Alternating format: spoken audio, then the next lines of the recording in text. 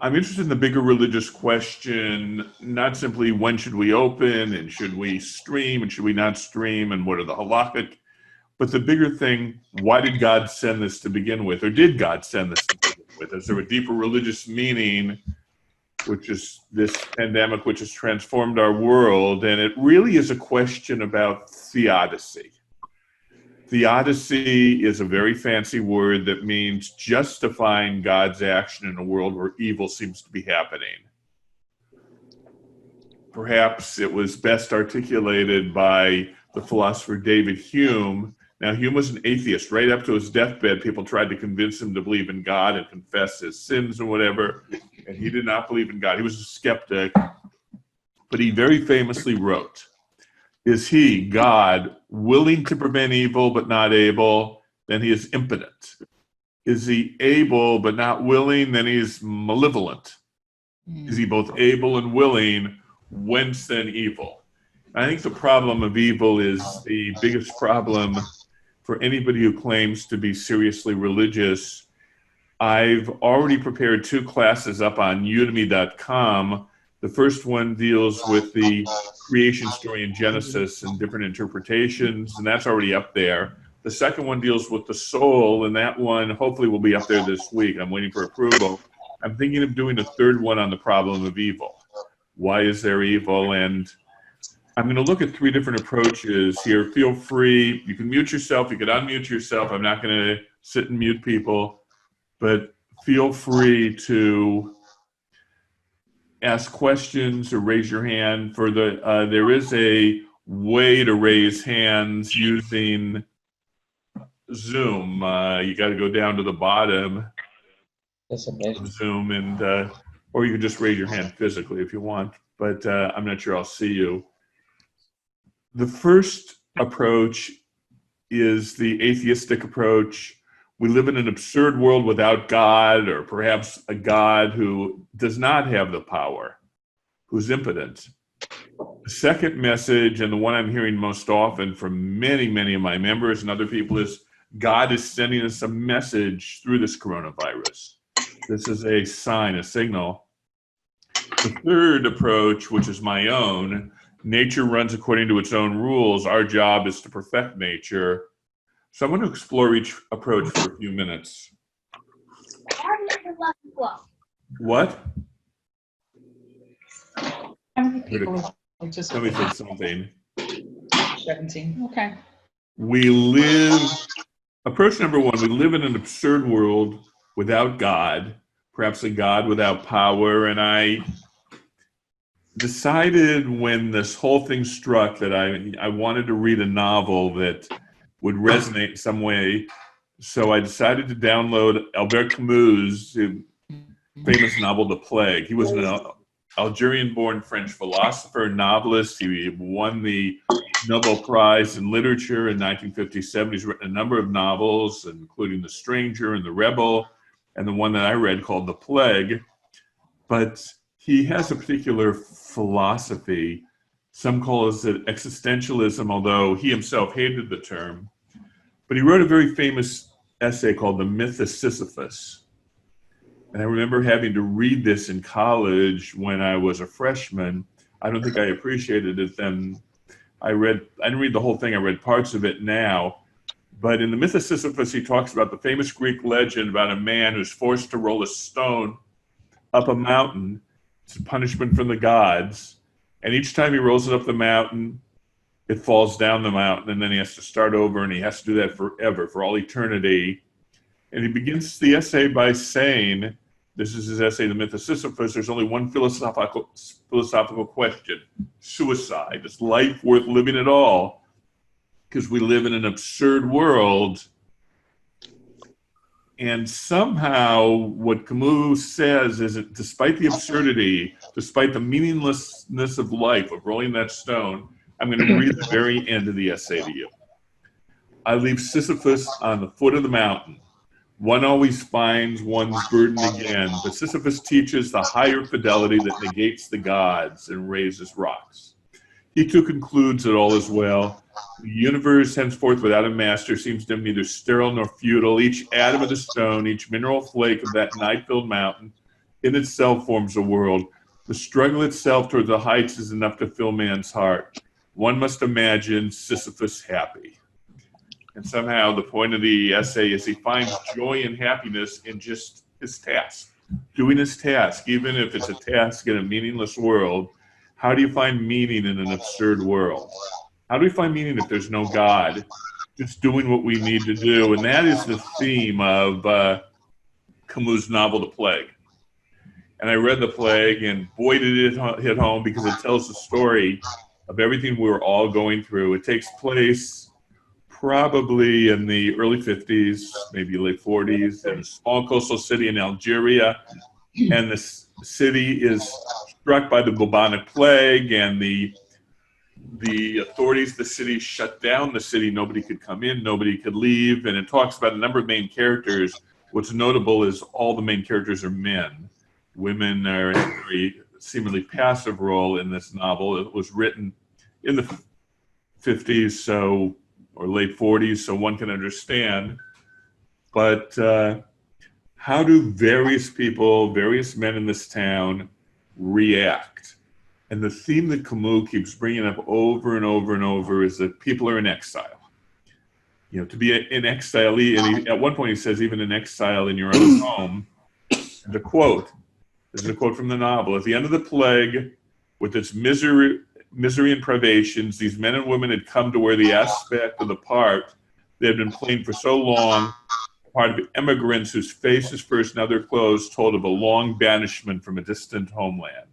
They're exiles in their own land. But my favorite line of the novel, there's a character named Taru. There's a number of characters. Taru is really one of the leading volunteers to help people with the plague, to separate those who were dying and those who were dead from other people, to try to keep them healthy, to help bury the dead. And he's a volunteer. He seems to be a fairly wealthy man, and he's also an atheist. And let me give the quote. It comes to this. Tarot said almost casually, what interests me is learning to become a saint. And he's talking to another character who says, but you don't believe in God. Exactly. Can one be a saint without God? That's the problem. In fact, the only problem I'm up against today. And I guess it's a fascinating question to me. Can one be a saint while being an atheist? The main character is a doctor named Bernard Roux. Forgive my French. I took French in high school. I don't know how exactly he pronounces his name. Ryu. What? Dr. Ryu. Ryu, who says you cannot find any meaning in suffering. The only thing one can do when meaning suffering is to do your duty. And on the other hand, there's another character, Father Panelou, who's a priest. He gives a powerful sermon in the middle of the novel saying that people have to search their ways, that this particular plague is a punishment for the sins of the people. This is a classical religious understanding we're going to get to in a few moments. But the main characters, including Taru, who says, I'm trying to be a saint, and Raoul, who says, I'm just trying to do my duty. And he's a doctor who really spends most of the novel running from person to person. One of the hardest scenes is when a young boy dies of this plague and how they react to it. He tries to find any meaning he can. So what Camus is asking, this is his whole philosophy, and through a number of novels and essays, can one find meaning in a meaningless world? We say that, the easiest answer to suffering is there's no God. So we have to create our own sense of meaning. And a leading existentialist, a friend of Camus, Jean-Paul Sartre, described the whole philosophy of existentialism. Existence precedes essence. You exist. You exist in a meaningless, absurd world without a God, without a purpose. And then you figure out what your purpose is. You figure out your essence, but it's all man-made because there is no God. What are we going to do with our lives if there's no God? I think that's the answer of many people today. That's how many people react to the plague. That's how many people react to the Holocaust. There's no God. I've always been amazed that after the Holocaust, there are a certain number of survivors who will not set foot in a synagogue again. when I did the class on the Holocaust for Yom HaShoah, I talked about Elie Wiesel's Night, novel Night, and where is God? God is hanging there on the gallows. That's where God is. That's one of the comments he made. There is no God. But how do you find meaning if there is no God? And the characters in this novel do find meaning through just trying to do the right thing, trying to find purpose, just like Sisyphus rolling that stone up the mountain, find some kind of meaning. And if you're thinking that what I'm talking about now is totally foreign to Judaism, there is a Jewish idea that's fairly powerful that there is a God, but God is not omnipotent. Omnipotent is a very fancy word for all-powerful.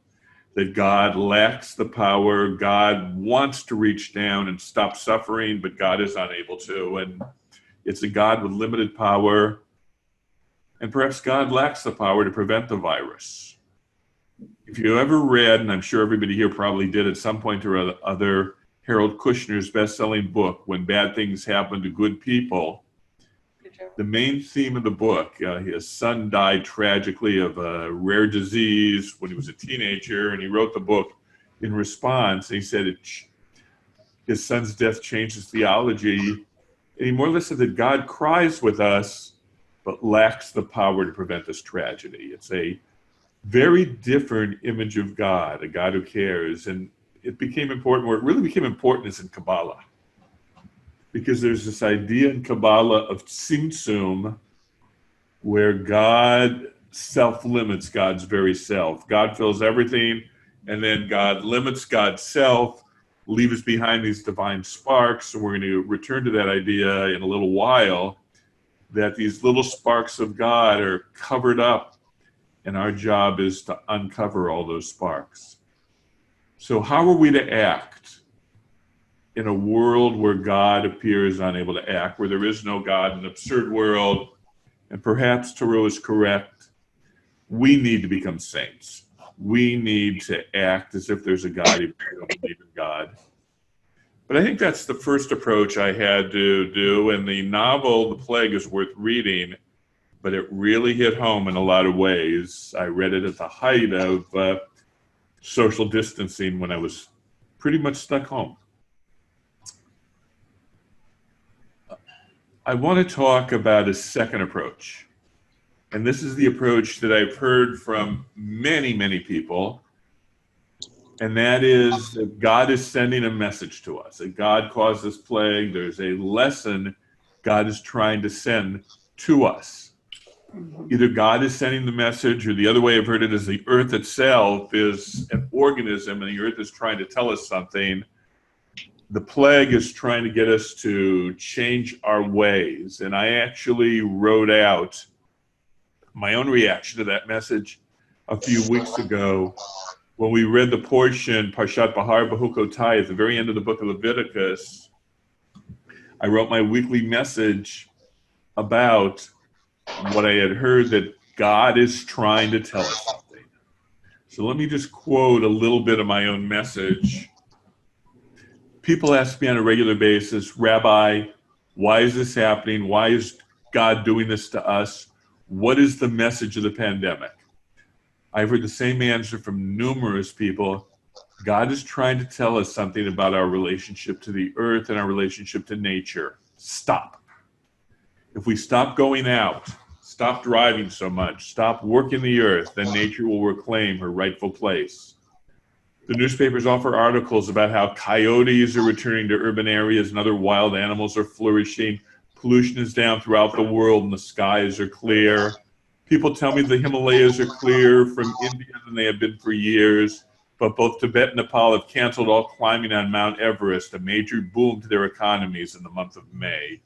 Even mountain climbers, as fit as anyone on earth, are not immune to the coronavirus. The word I've heard from numerous people is that nature is reasserting herself, telling us humans to stop misappropriating the earth. People tell me that this is the message of the coronavirus. And I'm continuing, this is just my own quote. There's much truth that since the worldwide shutdown, the skies are cleaner, the roads are clearer than ever. And let me share a personal memory. When I was a child growing up in Los Angeles, the 405 freeway, which we then called the San Diego freeway, was being built near my home. My parents took me walking along the uncompleted freeway. Today, the 405 is nearly undrivable, a giant parking lot with cars inching along. At least it was until the pandemic came. These last few weeks, there have been a record number of speeding tickets on the 405. I thought that was an interesting fact. I read that. But there's a message, and there's a message in the virus, and the message in the virus is that God is doing this, or the earth is doing this to tell us that we humans have to stay home more, drive less, leave the earth alone, let the earth replenish itself. And it's a powerful message. I'm not sure it's true. People are saying that the pandemic is God's way of telling us to change our ways. Stop global warming. This is me now talking. Stop killing animal species. Stop destroying the rainforests. And this view, by the way, at its most extreme is really scary because it deteriorates very quickly into misanthropy. Misanthropy is a very fancy word for hating human beings, seeing humanity itself as destructive, looking forward to an earth where there is no humanity. Some would call humans a cancer upon this earth. I've heard that phrase. I want to quote one writer, and I quoted this writer once before when I talked about environmental ethics. I also quoted him in my book, Three Creation Stories. I came across this, and he may have been exaggerating a little, but I can't believe anybody would write this. So let me quote: human happiness and certainly human fecundity are not as important as a wild and healthy planet. In other words, we need a good, healthy earth. We don't need people. I know social scientists remind me that people are part of nature, but it isn't true. Somewhere along the line, at about 1 billion years ago, maybe half that, we quit the contract and became a cancer. Let's talk about people now. We become a plague upon ourselves and upon the earth. It is cosmically unlikely that the developed world will choose to end its orgy of fossil energy consumption, and the third world its suicidal consumption of landscape. Until such time as Homo sapiens should decide to rejoin nature, some of us can only hope for the right virus to come along. But, it's the idea that every now and again, God needs to send a virus to clear out humanity because we're destroying the earth. And it's a message that I hear a lot from people. And in fact, the Sun Sentinel had a whole article on how animals are returning to habitats during the height of this people staying home, that skies are clear, and there's probably some truth to that. But is that the message of the virus? And behind this is an idea that every event must have a reason. There must be some kind of mind or purpose behind the virus, behind everything that happens. God caused the virus. Viruses do not just happen of their own accord. If it's not God, then some malevolent people caused the virus. And I've heard that it began in a Chinese laboratory. The Chinese are responsible. So people are calling it the Chinese flu. And I quoted this past week in my message about an interview with an Asian woman who was being harassed, being told that I don't even know if she was Chinese, but she was Asian, was responsible for this virus. It's interesting that the 1918 Spanish flu, which was the last time our country had a horrible epidemic with far more people dying than have died in this one. It's funny, I think back, it was going on still in 1919, the year my father was born. But the Spanish flu epidemic that killed far more people than coronavirus had nothing to do with Spain. It was called the Spanish flu, but it had nothing to do with Spain. The reason it's called the Spanish flu is that Spain reported casualties more often than other countries because Spain was neutral in World War I, and so they wanted to get that information. But other countries, including the United States, who were involved in World War I, felt it would be bad for morale if we said how many casualties, how many people died. But all that is, people are quick to blame And we all know where this is going. Who is the ultimate scapegoat? It's the Jews. We're responsible. We're responsible for the Black Death in Europe. A lot of people said that because Jews didn't seem to get sick at the same level because there's certain health laws, washing hands, that Jews have kept. And already the word is out there that we Jews started this virus. Maybe it was in a Chinese lab. And I want to quote the Jerusalem Post, just so you think this is not crazy.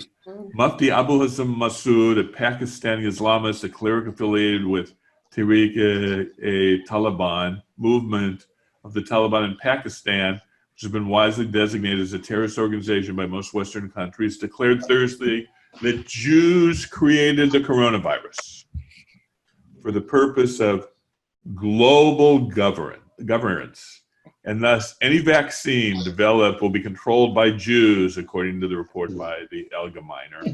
The Allgemeiner can occasionally be a little bit alarmist about Jew hatred in the world. That's but I know that among some people, the Jews are going to be blamed for this, even if it started in China. But I think the important idea here is the idea that things happen because some kind of mind, some kind of person or whatever decided. Either God sent us the virus or the earth itself, which is, if you ever study deep ecology, the earth itself is an organism, and the organism itself decided to send this virus. And that's part of the deep ecology. I have a whole section on that in my book, 3 Creation Stories. Or else there was some malevolent person. So I really take another approach personally. And my approach, maybe a third way, is I don't say that God doesn't exist or that there's no God. And I don't say that God is trying to zap us. I try to say that God created a world that runs by certain natural laws. And we have to learn to live in a world that goes by those natural laws. Nature runs according to its own rules. Our job is to perfect nature. And I want to give you the source for, I'm going to give credit, which the first person who ever pointed out this particular source to me is from the Talmud, Avodah Zarah 54b, was Rabbi Harold Schulweis, alav shalom. He was a prominent conservative rabbi and a brilliant thinker in Los Angeles. I occasionally go to the shul where he served when I'm visiting my family in Los Angeles. So I'm going to read the Hebrew, and then I'm going to translate it. Harei shegazal se shel chitim. If a man is a thief and he steals wheat, or he steals the seeds of wheat, and he goes and he plants them in the ground, dinu shelo titzmach. By right, if the world was really just, the wheat should not grow. Ela, this is a key word, olam kaminhago noheg v'holech. The world goes and follows according to its course. The world follows certain natural laws. Nature is not concerned with morality, with how moral we are, how immoral we are. We can't learn right and wrong from nature. And in fact, the same philosopher who I quoted at the very beginning, David Hume, also very, very famously said, we cannot learn an ought from an is. We can't learn right and wrong from nature. I try to teach that to my philosophy students. Nature runs according to natural laws. Christianity, by the way, says the same thing. The rain falls on the just and the unjust. That's from the book of Matthew. Oh, sorry. And if you're going to say that nature runs according to its laws, then we have to say that viruses appear. And I don't think this virus appeared out of a Chinese lab. I think most scientists say it wasn't. It was a naturally occurring thing, and viruses want to survive and be fruitful and multiply. And how do you become fruitful and multiply if you're a virus? You take over the DNA of somebody who's healthy, and you make many copies of yourself, and in doing so, sometimes you kill the person who's healthy. That's how viruses survive.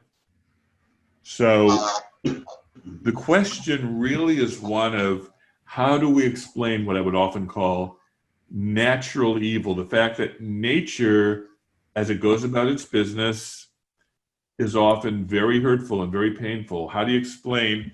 I'm not going into this class explaining human evil. I'm not going to try to explain 9/11 or the Holocaust or the murder of George Floyd or anything else. Humans have free will and they can do evil. I'm going to try to explain what I would call natural evil, which is, from a religious point of view, a much more difficult question. Human evil is because God gave us free will. And when people say, how could God allow the Holocaust? God gave humans free will and they did the Holocaust. So I want to quote my own book. And I know I'm doing a lot of quoting in this class, but sometimes to reinvent the wheel, if I've already written on these subjects, sometimes it's easier to read what I wrote. In my book, and once again, the book is called Three Creation Stories. I really expanded it when I put together my class on Udemy, and I call that 4 creation stories, or 4 interpretations of the creation story. But in my book was 3 creation stories. I was trying to write, I have a whole chapter there on good and evil, theodicy. And I was writing about what we would call natural evil. Evil is probably the wrong term because evil assumes that there's intention of some kind, that somebody wills the evil, but natural, events that we humans take to be evil. So this is a quote from my own book. How do we explain hurricanes, earthquakes, tornadoes, and tsunamis? How do we explain birth defects, cancer cells, disease, and epidemics? Why did God create a world where terrible things happen, a world that does not differentiate between the innocent and the guilty? Could a benevolent God have created a less violent, more perfect universe? I think that chapter I called as a subtitle, Couldn't God Have Made a Better Universe? Just before I continue reading, I begin by talking about the number of people I know who are having knee replacement surgery. I'm lucky I didn't need that. I've had other kinds of surgery. And I started by saying, couldn't God have made a better knee? For those who've been through the knee replacement, you know that. Continuing my quote, I have found much wisdom in a book written by Brazilian physicist and author Marcela Gleiser entitled A Tear at the Edge of Creation. It's interesting that you could read that as tear or tear. I understand it as tear. A tear at the edge of creation. Gleiser writes, I began to recognize, now he's a physicist now, he's not a religious, I don't think he is particularly, I think he's Jewish, but not particularly observant at all. I began to recognize that it is not symmetry, but the presence of asymmetry that best represents some of the most basic aspects of nature. Symmetry may have its appeal, but it is inherently stale. Some kind of imbalance is behind every transformation. Gleiser believes that we are mistaken when we look for wholeness and perfection in the universe. Rather, the universe is broken, and that very brokenness allows it to move forward. Gleiser sees a universe in process, but a process must begin with pain. That very much fits, by the way, my PhD dissertation, which talks about process philosophy and an imperfect universe and the universe moving forward towards greater and greater perfection. At the beginning of time, and he goes into some detail about this, at the beginning of time, there were only hydrogen atoms, but these atoms must be destroyed through fusion, giving off energy and creating stars. And these stars must explode to create the larger chemicals, including carbon, necessary for life. Every carbon cell began with an explosion of a star in all of our bodies. Matter must coalesce into planets, which must constantly be in motion for the process to move forward. Volcanoes, hurricanes, tidal waves are all necessary to bring chemicals to the surface that will form life. Evolution is how life expands in the universe, but evolution requires mutations of genes and birth defects. Species die off so other species can flourish, and species evolve through vicious competition. The same genetic mutations that allow evolution to move forward are the cause of birth defects and cancer. And that's really the vision that Gleiser gives. We live in a material world which is constantly in motion, constantly progressing, but it is the brokenness that allows this process to take place. As mentioned earlier, scientists speak of broken symmetry. This sounds a lot like broken vessels of Luriana Kabbalah. I mentioned Luriana Kabbalah of God's Tzimtzum leaving behind holy sparks, and those holy sparks were in vessels, and the vessels all broke. And our job is to uncover and bring those sparks up. A brokenness that is the basis of progress. Luria's answer is not to cry out at God for the brokenness of the world. Rather, it is to become partners of creation to try to fix the brokenness. I doubt if I'll ever do this, but I once had a long conversation with a professional mathematician who edited a professional journal called Symmetry. And symmetry is a very, very basic idea in physics. And physicists talk about symmetry and broken symmetry, and how with every symmetry there's a conservation law that's a theorem in mathematics and physics. So I asked him once, is there any tie at all between physics and the brokenness of physics, the broken symmetry, and the broken symmetry that's part of Kabbalistic thinking? And he said at the time, why don't you write an article about it, a journal article? It seemed beyond my capacity at that point. Maybe one day I'll be able to write such a journal article, but I love the idea that there's a certain brokenness built into the universe, and it's through that brokenness that the universe progresses and moves forward, and the universe is in process and not complete. Chaos is what happens naturally, and the creation story is about God controlling chaos, and our job is to be God's partner in controlling that chaos. I often like to quote the philosopher Hans Jonas, who, I do quote him about the soul in my new Udemy course, which hopefully will be available this week. But here's a quote I came across, and he says it beautifully. It is not God who must help us, but we must help God. Or as Abraham Joshua Heschel implied in the title of his most famous book, God in Search of Man, God needs humanity to fix the brokenness of the world. And so, pulling back together here and getting rid of the screen share, I think the idea that I like is not the idea that there's no God, nor the idea that God is trying to zap us with a virus. I think the idea I like is that nature runs its course according to its own natural laws, and viruses appear, and that's just the way nature is. Viruses appear, and our job as human beings is to live in a world where bad things happen, where nature happens, and to constantly think about how can we make this world better? How can we perfect it? How can we save people from this virus? Should we build a vaccine? How do we build a vaccine? And how do we do the proper social distancing? And if anything, we've learned how to help each other, and we've learned how to use, I'm using technology now that I had no idea how to use 3 months ago. So at least something good came from this, if nothing else. I'm going a little stir crazy. I'm ready to get back into the synagogue and do services.